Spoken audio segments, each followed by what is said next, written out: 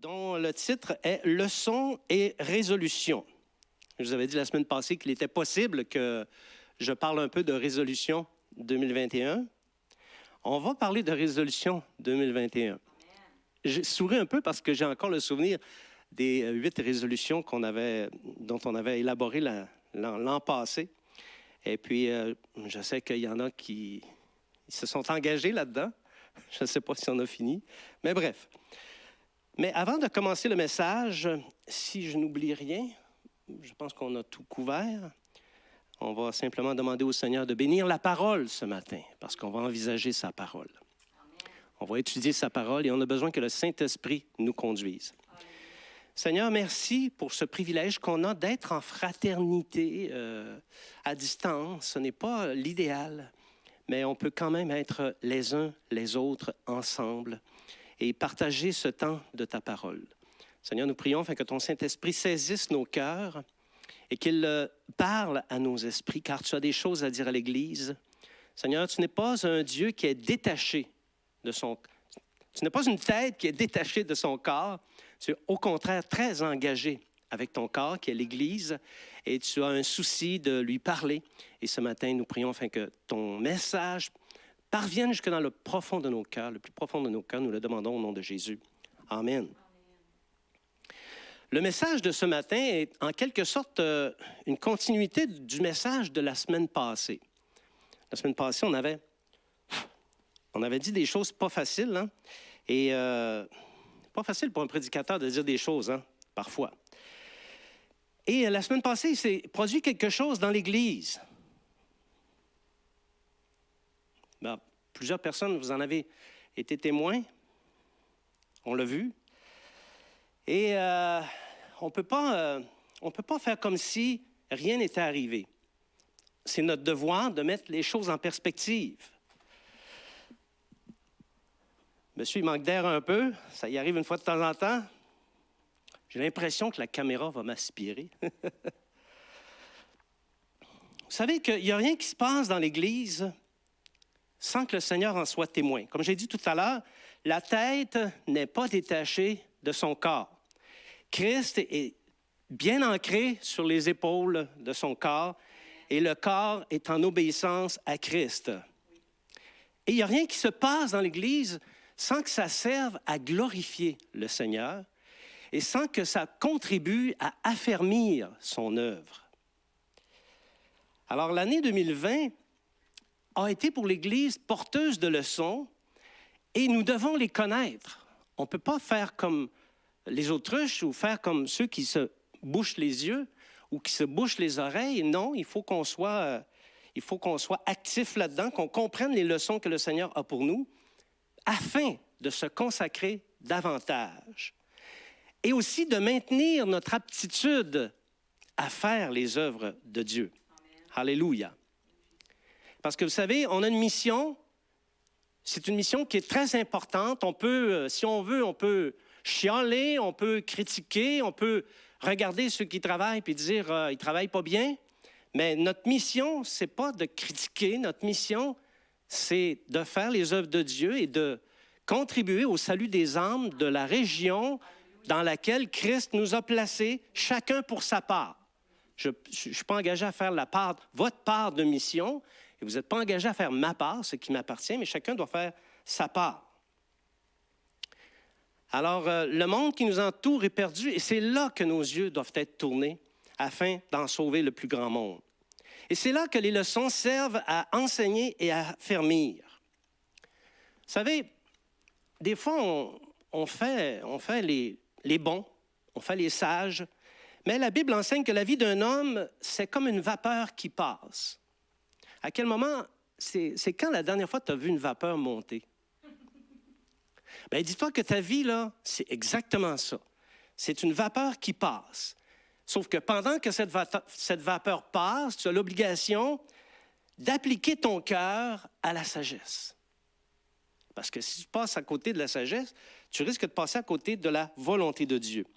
Et là-dessus, on a le passage sur lequel on va s'appuyer pour donner notre message. Dans le psaume 90, le seul psaume qui a été écrit par Moïse, et c'est un un psaume qui mérite toute notre attention, croyez-moi.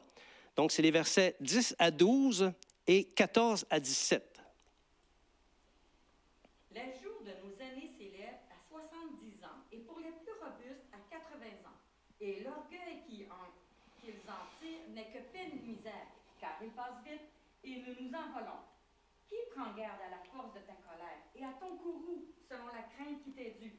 Enseigne-nous à bien compter nos jours afin que nous appliquions notre cœur à la sagesse. Rassasie-nous chaque matin de ta bonté et nous serons toute notre vie dans la joie et l'allégresse. Réjouis-nous autant de jours que tu nous as humiliés, autant d'années que nous avons vu le malheur. Que ton œuvre se manifeste à tes serviteurs et ta gloire sur leurs enfants. Que la grâce de l'Éternel, notre Dieu, soit sur nous. Affermis l'ouvrage de nos mains. Oui, affermis l'ouvrage de nos mains. Amen.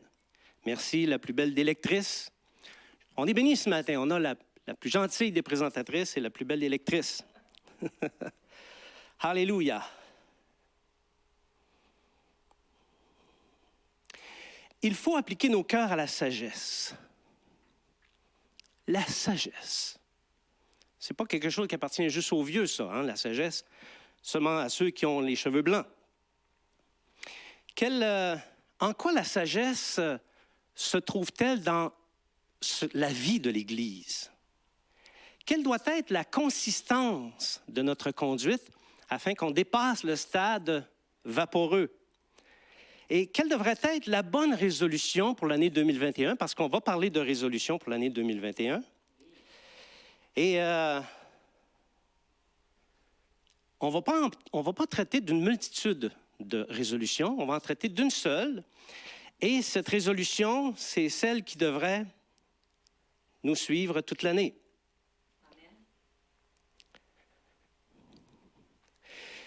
Il y a des événements qui se sont produits récemment, comme par exemple la semaine passée. Un des membres de notre Église s'est auto-excommunié. Qu'est-ce que c'est ce grand mot-là, auto-excommunié? C'est qu'elle a décidé de quitter l'Assemblée. Et elle l'a fait après avoir lu à haute voix une parabole. Mais dans la réalité, ce n'est pas un membre qui s'est excommunié. Dans la réalité, un lion rugissant s'est emparé d'une brebis. Est-ce qu'on peut en vouloir à la brebis? Sauf qu'il y a une sagesse là-dedans, une certaine sagesse. Vous allez dire, comment ça? Mais vous allez comprendre.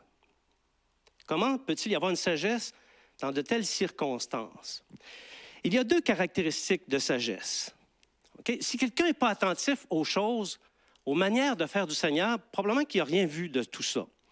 Par contre, celui qui est attentif aux manières du Seigneur doit convenir que le Seigneur a pris l'offensive de l'esprit de rivalité. Il a pris l'offensive sur l'esprit de rivalité. Cette rivalité a pris naissance dans les officines de l'esprit de Jézabel, qui est un esprit plus dominateur. Et le message de la semaine passée avait deux caractéristiques de sagesse. La première consistait en une apologie du travail de l'Église EVR. Ah, qui est étonnant que ces grands mots, il a dit apologie. As-tu dit apologie? Oui, il a dit apologie. L'apologie, c'est prendre la défense d'une position. L'apologie en matière de doctrine, c'est prendre la défense de la doctrine. Ici, l'apologie, c'était l'apologie du travail ou la défense du travail de l'Église.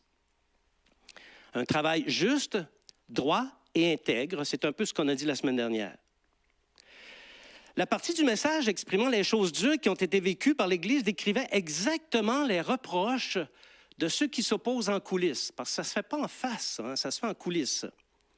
On avait fait la revue ensemble, je ne sais pas si vous vous en souvenez, je fais appel à votre mémoire. On avait parlé de ceux qui avaient abandonné l'Église, de ceux qui étaient dans la critique, de l'esprit de Jézabel, des rivalités qui en découlent. Et tout ça était décrit, j'ai pris la peine de me réécouter, OK? Était décrit avec amour et sagesse.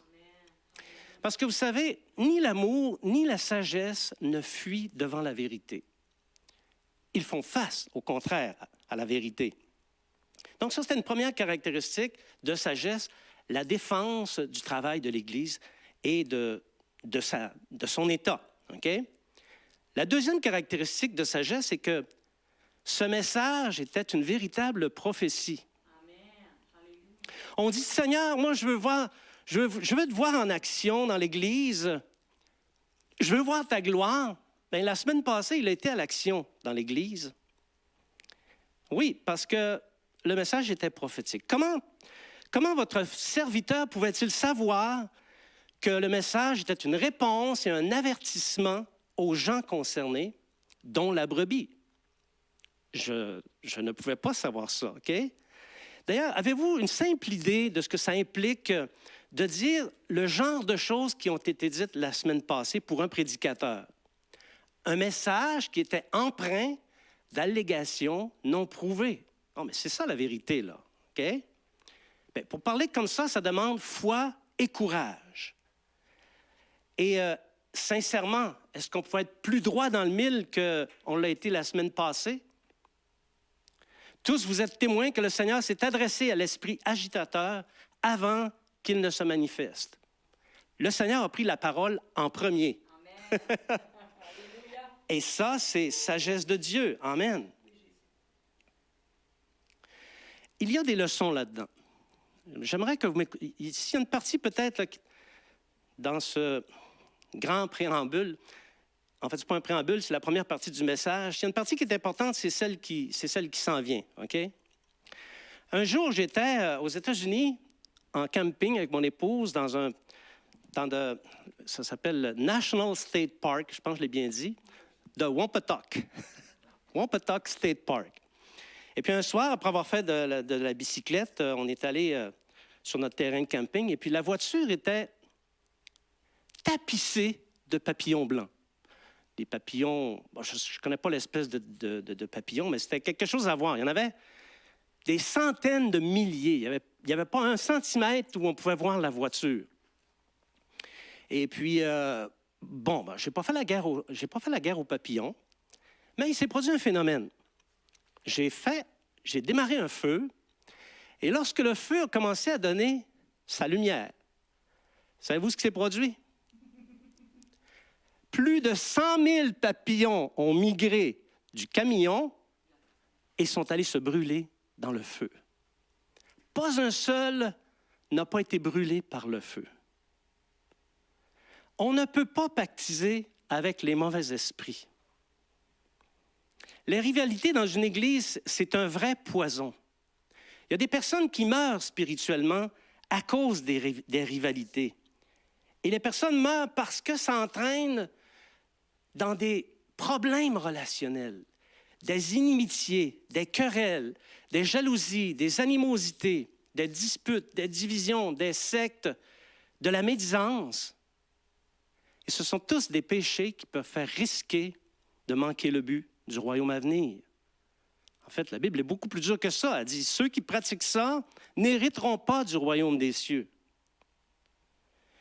Ces attitudes, ces rivalités détruisent l'œuvre de Dieu. Ce n'est pas en faisant ça qu'on va régler le problème, OK? C'est tout le sens des paroles adressées par Paul aux Corinthiens. Vous savez, dans l'Épître aux Corinthiens, l'apôtre Paul, parmi les choses qu'il dénonce, il parle de ça, de la rivalité. Il dit, il y en a qui se disent de Paul, il y en a d'autres qui se disent d'Apollos. Paul, c'est un bon Jack, puis Apollos aussi est un bon Jack. Mais à l'intérieur de l'Église, il y en a qui disent, « Toi, tu as bien beau être d'Apollos, tant mieux pour toi, moi, je suis avec Paul. » L'autre dit, « Tu as bien beau être avec Paul, moi, je suis avec Apollos. » Donc, c'est ça le genre de rivalité qui s'installe parfois dans les églises, et c'est ce qui nous a atteint l'an passé. OK? Bien non, on est encore là-dedans. Regardez ce que 1 Corinthiens, chapitre 3, versets 17 à 18 dit. Si quelqu'un détruit le temple de Dieu, Dieu le détruira, car le temple de Dieu est saint et c'est ce que vous êtes.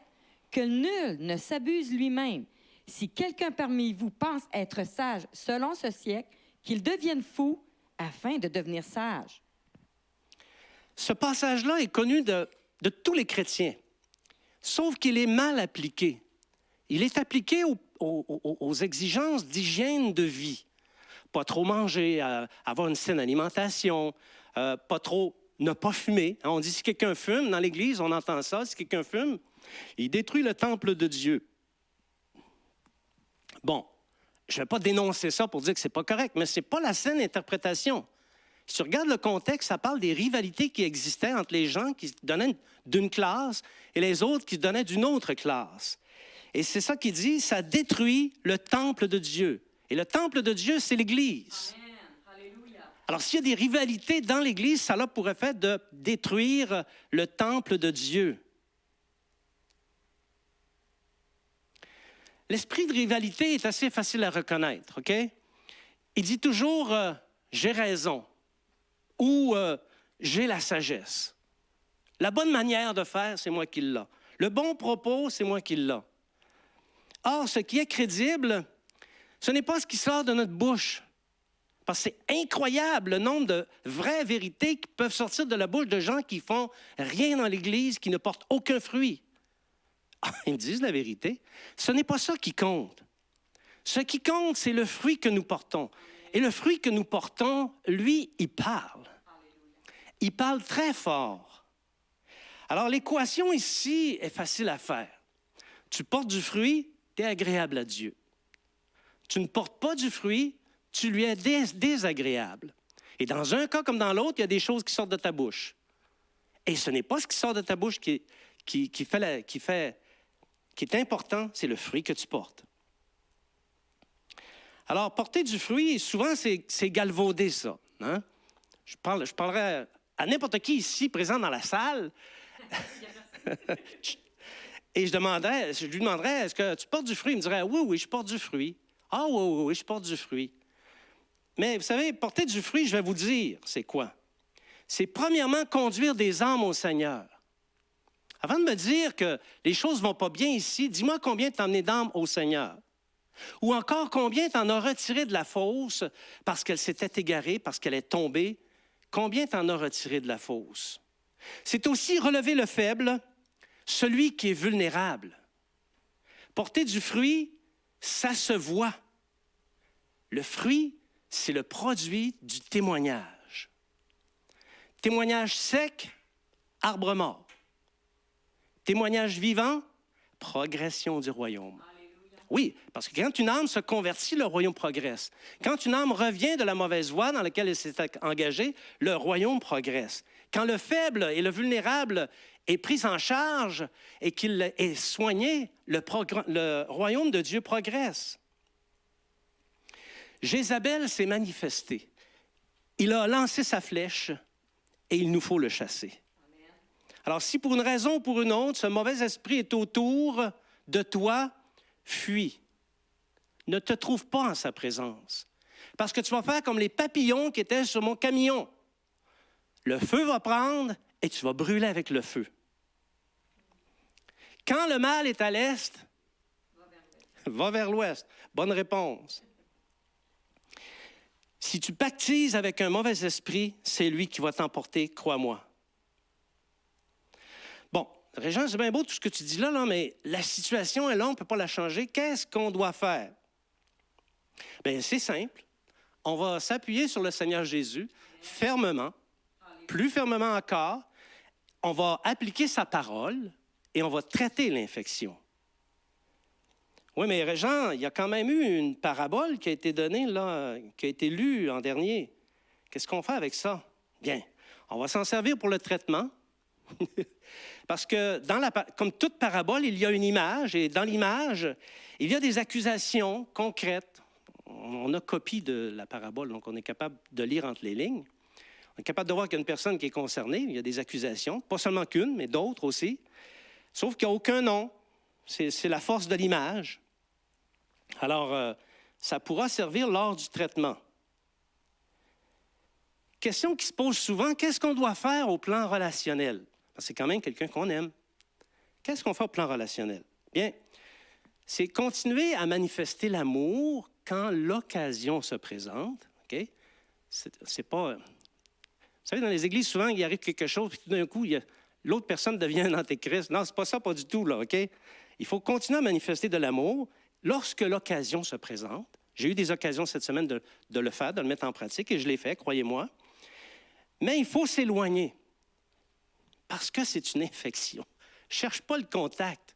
Tu vas être encore plus infecté si tu ne l'es pas déjà. C'est une infection, et l'infection, ça se propage.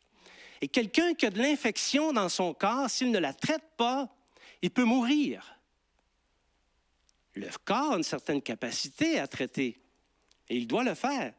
Mais, s'il te plaît, on fuit l'infection. Amen.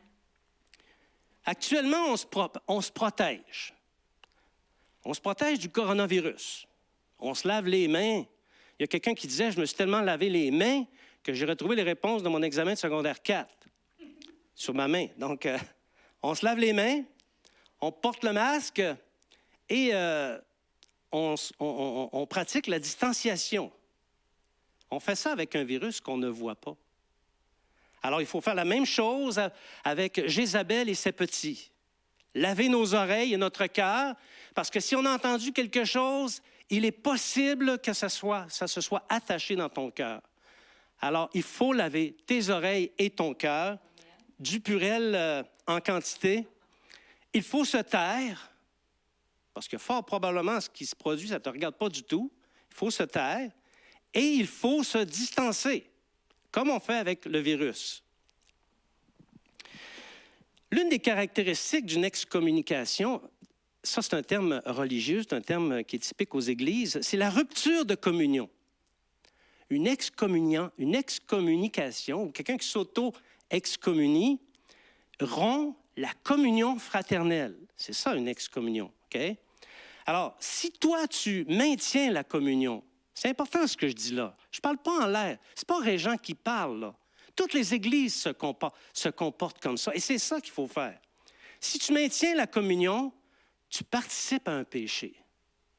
Et tôt ou tard, tu vas devoir t'en repentir. Tout le monde a le droit de se repentir. D'ailleurs, c'est la question suivante. Est-ce qu'une réintégration est possible dans une situation comme celle-là dans le futur? La réponse est oui. Si on veut être logique et cohérent avec les Écritures et avec les règlements qu'on s'est donnés à l'intérieur de l'Église, oui, c'est certain, mais après traitement, pour s'assurer qu'il n'y a plus d'infection. Bon, c'est intéressant, Régent, tout ça, mais maintenant, qu'est-ce qu'on fait en attendant? Exactement ce que la Bible dit, qu'un autre prenne sa charge. Parce que lorsque quelqu'un abandonne sa digne charge, parce que vous savez que servir dans l'Église, c'est un privilège. Comme j'ai dit la semaine passée, c'est un honneur. Et celui qui le fait est digne de le faire. Mais si quelqu'un abandonne sa dignité, qu'un autre prenne sa place. L'un des 12 apôtres qui a vu le Seigneur Jésus faire des miracles, qui a marché avec lui, qui a vu la multiplication des pains, la pêche miraculeuse, des résurrections, des aveugles marcher, a quitté sa dignité. Et l'apôtre Pierre, c'est exactement le psaume 109, verset 8 qu'il a cité. Il a dit « Qu'un autre prenne sa charge. » Alors, que quelqu'un d'autre prenne la charge. Ça, c'est un. Il y a une autre chose que je veux dire. Puisse le Seigneur remplacer cette désaffection par 10 autres personnes qui vont prendre la place. Que j'entende un amen là-dessus, s'il vous plaît? Amen. Vous me cassez les oreilles. Bon, ça, c'était la partie un petit peu plus difficile à dire. Comptons bien nos jours. C'est bien ça que le passage qu'on a lu nous disait. Oui, comptez vos jours parce que vos serviteurs qui ont été appointés par le Seigneur n'ont pas reçu d'ordre de la part du même Seigneur à l'effet que l'œuvre était achevée ou que leur temps était terminé. C'est peut-être pas une bonne nouvelle pour quelqu'un, mais pour nous, c'est une bonne nouvelle. On a encore du travail à faire et on va le faire. On va être en poste encore pour un bon bout de temps. Et puisqu'il en est ainsi, ce qui était vrai hier l'est encore aujourd'hui. Bien-aimés, les temps sont courts. Il reste peu de temps pour travailler dans la lumière. La Bible dit, travaillons pendant qu'il fait encore lumière, parce que la nuit s'en vient où personne ne peut travailler. On est encore dans la lumière, mais il reste peu de temps. Ne gaspillons pas ce temps avec les fruits de la chair. Tantôt, je disais, on est comme une vapeur. Je me souviens, j'ai une image d'un événement que j'ai vécu à l'âge de 25 ans. Je rendais témoignage à quelqu'un dans mon environnement, et puis j'avais 25 ans à l'époque. Et je disais à la personne, j'ai 25 ans. Hier, j'avais 18 ans. Et demain, j'en aurai 65, puis je mourrai. Et les seules choses qui compteront vraiment ne sont que celles faites pour la parole. De tout ce que j'ai fait dans ma courte vie de vapeur, il n'y a que ce que j'ai fait pour la parole qui va subsister. Alors, le temps n'est pas à faire des histoires et à se perdre dans des conjectures. 1 Pierre, chapitre 1, versets 24 à 25. Car toute chair est comme l'herbe, et toute sa gloire comme la fleur de l'herbe. L'herbe sèche et la fleur tombe. Mais la parole du Seigneur demeure éternellement, et cette parole est celle qui vous a été annoncée par l'Évangile. Tantôt, on était une vapeur, et là, on est une fleur. Ceux qui ont un jardin savent quelle est la durée de vie d'une fleur. C'est très beau, mais ça ne dure pas longtemps. Peut-être qu'avec une photo, tu peux prolonger la beauté, mais tu ne peux pas faire plus que ça. Ta vie, bien-aimé, ta vie se terminera bien plus vite que tu ne le penses. Ta beauté, ton intelligence disparaîtront très bientôt. Je ne suis pas prophète, mais je te le dis, très bientôt, tu vas disparaître, OK? Parce que ta vie, c'est une vapeur et vanité, ta beauté, ton intelligence aussi. Ma question, qu'y a-t-il de la parole de Dieu en toi? Parce que c'est ça qui va demeurer. Qu'y a-t-il de la parole de Dieu? Il n'y a que ce qui est fait par le moyen de la parole ou par ordre de la parole qui va demeurer éternellement. Et celui qui prend conscience de cette vérité s'éloigne de l'inconsistance et des choses vaines. Je ne sais pas si vous êtes comme moi, on veut faire des choses qui durent. Et on a la possibilité, nous les enfants de Dieu, de faire des choses qui durent éternellement. La vie est courte et la tâche est immense. Alors, la principale leçon de l'année 2020, c'est qu'on a été témoin que la légèreté sur la balance du Seigneur détruit son œuvre et que néanmoins, tout le travail reste à faire. Non seulement il y a le fait que ça détruit, mais il y a le fait, plus important encore, que tout le travail reste à faire. On n'est pas dans un pays chrétien ni dans une ville chrétienne. Au contraire, nous habitons des pays et des villes impies, mes bien-aimés. Il faut être conscient de ça. Et il faut aller chercher ces personnes-là. Nos faiblesses et nos défaillances doivent disparaître afin de s'appuyer sur Christ, seulement sur Christ, pour qu'on puisse réaliser notre mission. Ce n'est pas la parole de Dieu qui est en défaut. Oui, je dis ça, il n'y a que la parole ce qui est fait sur la parole qui subsiste et qui demeure. La parole au milieu de nous n'est pas en défaut, elle est abondante. Si tu écoutes les messages, les enseignements, la parole de Dieu est abondante. Il faut juste se lever, quitter le confort de notre petit coussin, se lever et accomplir la mission. Alléluia. La parole est là. Il faut se détacher des vapeurs et s'attacher aux choses qui durent. Quitte ta vapeur et attache-toi aux choses éternelles jusqu'à ce que ta vie de vanité soit terminée. C'est ça l'enseignement de la parole de Dieu. Affermir l'ouvrage de nos mains. Donc, 2020 passé, ça ne donne rien après aujourd'hui, ça ne donne rien de trop y revenir, OK? Ce qui est réussi est réussi, ce qui est manqué est manqué, ce qui a été détruit a été détruit, ce qui a été construit a été construit. On ne peut rien changer de ça, c'est dans le passé, ça appartient au passé, mais nous avons nos leçons. Et il y a seulement les stupides qui ne prennent pas garde à leur voix et qui répètent inlassablement les mêmes erreurs. Nous ne sommes pas stupides. Alléluia. Nous voyons et nous agissons, et qu'il en soit ainsi pour vous aussi. C'est au tour de la grâce de Dieu à se manifester parmi nous, et elle va se manifester, croyez-moi, afin que nous puissions affermir l'œuvre de Dieu qui est son royaume. Que j'entende un amen là-dessus? Amen. Merci. Il nous faut faire la volonté de Dieu. L'année passée, on avait traité de 8 résolutions. J'ai ramené ça ce matin, pas pour vous torturer, mais juste pour qu'on s'en souvienne. On avait dit lire la Bible à tous les jours, se consacrer, dominer sa langue, fuir les compromis, prendre garde au divertir, l'excès des loisirs qui prend la place aux autres choses, augmenter notre foi, prioriser la vie de l'Église, honorer les 10 commandements.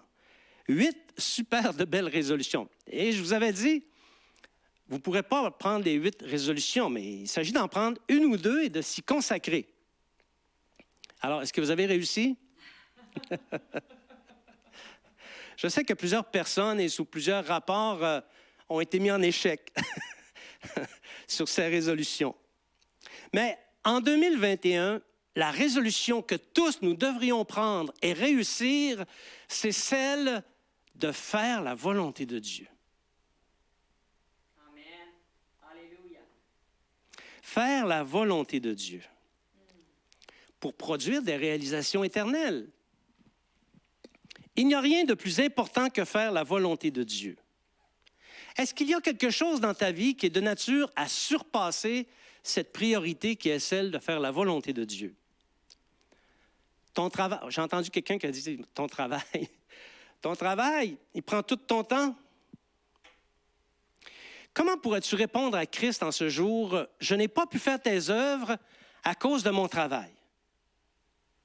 Moi, je vois la scène d'ici, là, OK? Est-ce que Christ ne dira pas « Désolé, mais il était à ta portée, comme à la portée de tous, de prioriser mes œuvres, même dans le travail ». Je pense que Christ va répondre ça.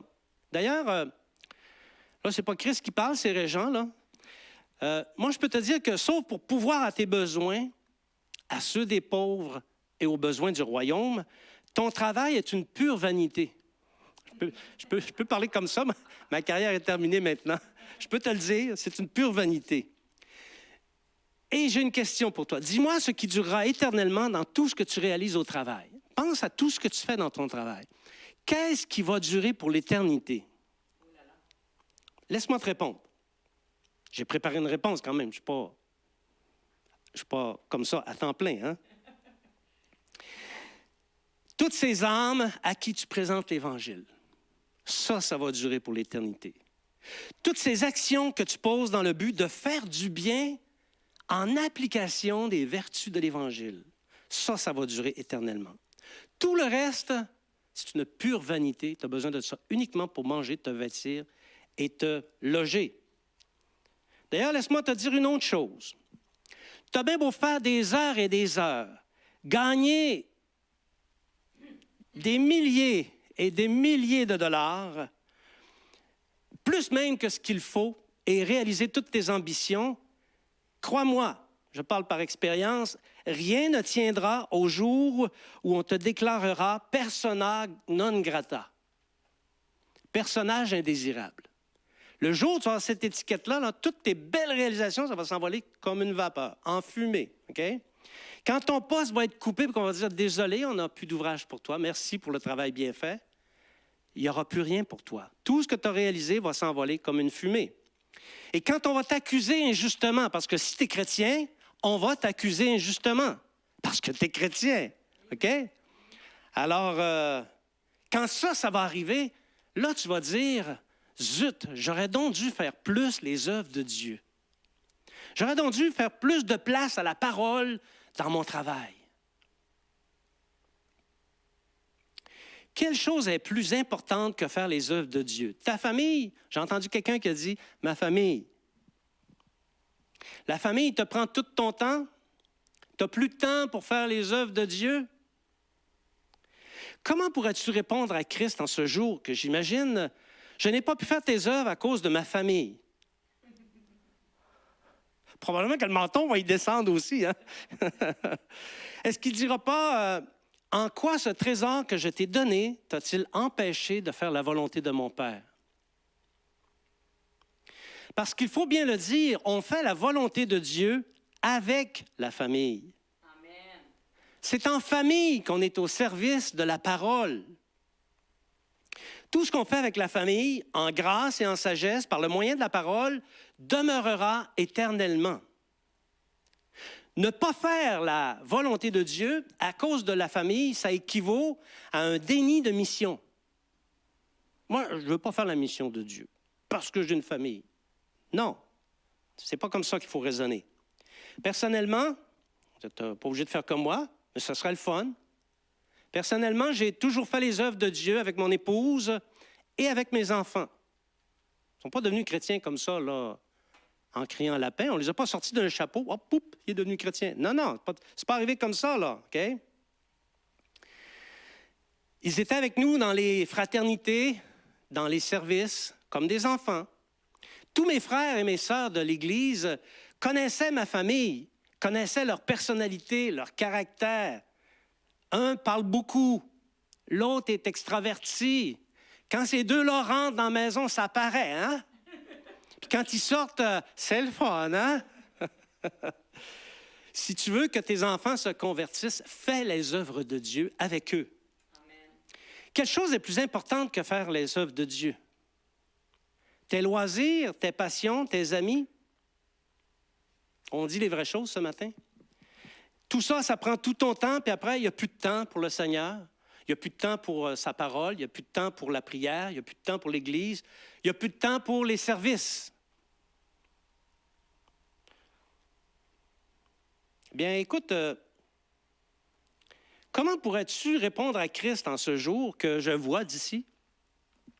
Je n'ai pas pu faire tes œuvres parce que j'avais des choses plus intéressantes à faire. Oui, parce que tu ne pourras pas te défiler, là. Il faut que tu dises la vérité. Ou encore, écoute, Seigneur, je n'ai pas pu faire tes œuvres parce qu'elles n'étaient pas compatibles avec mes loisirs. Ou encore, faire tes œuvres, Seigneur, ça voulait dire pas avoir de fun. Fait que je ne les ai pas faites.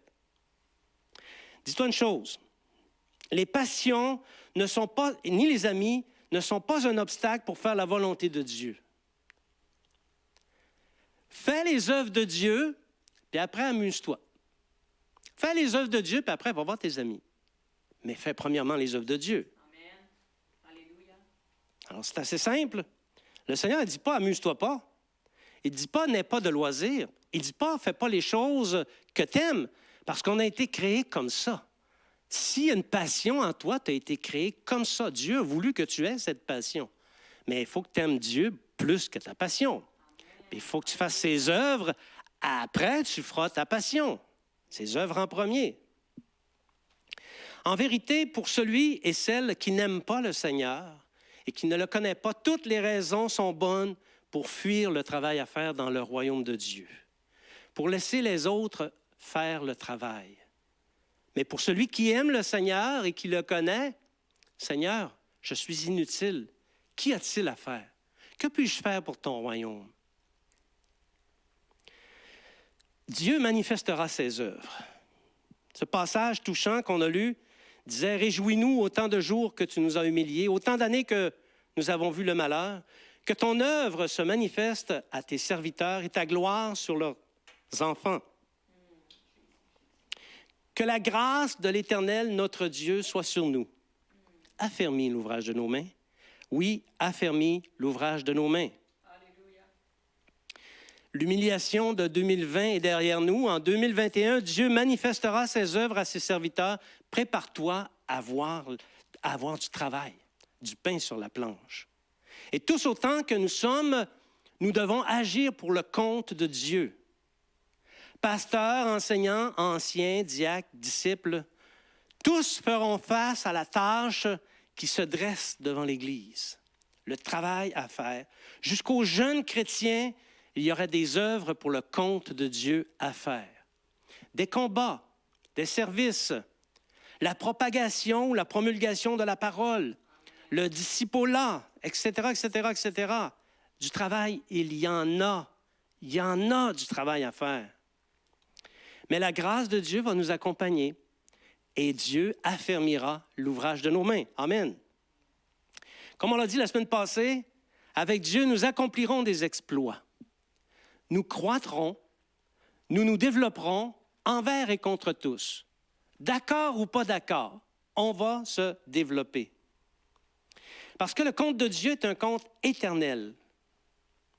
Et c'est un compte qui comprend tous les salaires et les récompenses que mérite le travail de nos mains, parce que Dieu n'est pas injuste. Il voit le travail qu'on fait pour le service de sa parole et son compte reflète ce travail. Il a sa rétribution avec lui. Et c'est la raison pour laquelle on peut avoir confiance en Dieu et progresser avec foi, charité et espérance, qui sont les 3 colonnes de l'Église. Amen. Alors, je suis maintenant à la conclusion. Non, les musiciens, vous pouvez rester à votre place, il n'y a pas de problème.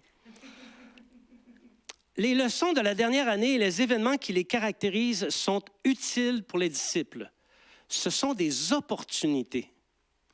C'est comme des outils nouveaux dont nous disposons pour bâtir le royaume de Dieu. Non pas démolir, pour le bâtir. Et la prédication de l'Église depuis son ouverture en 2014 est toujours la même. C'est sur Christ que nos yeux doivent demeurer fixés. Si tes yeux sont ailleurs que sur Christ, ben, il y a fort à parier que tu trébuches. Nous devons miser sur les standards de Dieu, pas les standards du monde, les standards de Dieu. Et nous devons lui être fidèles et loyaux. Ne laissons pas les esprits contraires nous ravir le but. Non, saisissons plutôt les opportunités que Jésus nous donne pour faire les volontés de Dieu avec sagesse. On en a tous. Il n'y a personne qui est dépourvu. On a tous des œuvres à faire, des volontés de Dieu à faire, et du travail, il y en a. OK? Comptons nos jours de vanité, nos jours de vapeur. Comptons-les. Compte tes jours en accomplissant l'ouvrage de Dieu. Qu'est-ce que j'ai fait pour mon Dieu hier? Qu'est-ce que j'ai fait pour le service de la parole hier? Compte tes jours au moyen du service de la parole. Et puisse le Seigneur nous accorder la sagesse de nous concentrer sur cette tâche avec zèle pendant le peu de temps qui reste. Il n'en reste plus de temps. En 2021, puisse le Seigneur nous affermir dans cette grande résolution, la résolution la plus importante, une résolution du cœur pour faire la volonté de Dieu. Amen. Amen.